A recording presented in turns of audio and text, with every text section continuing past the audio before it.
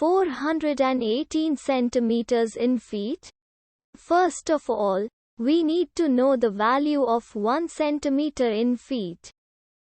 It's always 1 centimeter equals 0.03280839895 feet.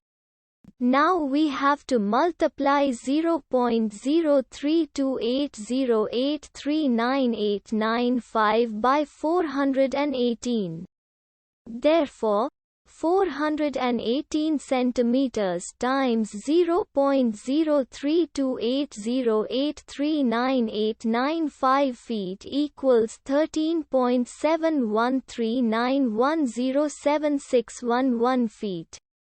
So, in other words, 418 centimeters equals 13.7139107611 feet. We hope you have enjoyed this video. Please like and subscribe to our channel for more videos like this.